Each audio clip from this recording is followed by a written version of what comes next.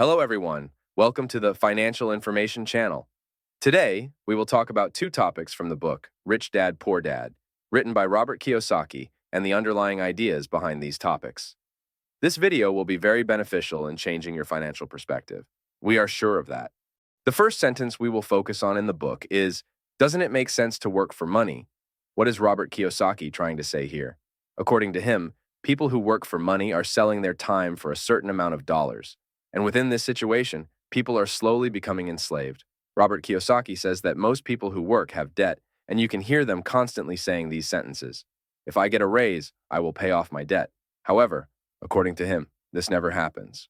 People's debts increase every day in proportion to the raises they receive.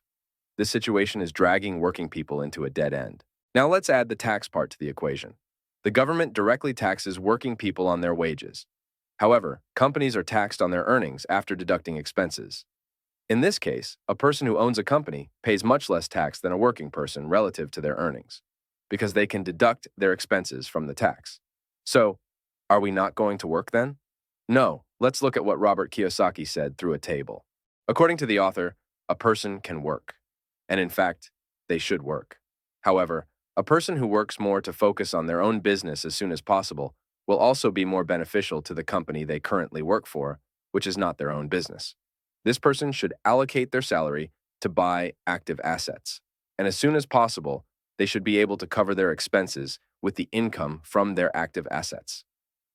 Active assets refer to stocks of companies, properties, etc. They should avoid passive assets as much as possible. Passive assets can be considered as loans, etc.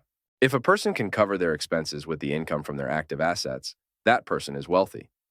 If, after covering their expenses with the income from their active assets, they have enough money left to buy more active assets, then that person is financially free. By doing this, you are removing yourself from the worker status and the status of selling your time, turning every dollar you spend on buying active assets into employees working for you. The more a person's expenses increase, the more their passive assets will increase, and this is a bad thing. Let's not forget that. I don't want to confuse things by adding what the situation will be like when you open a company.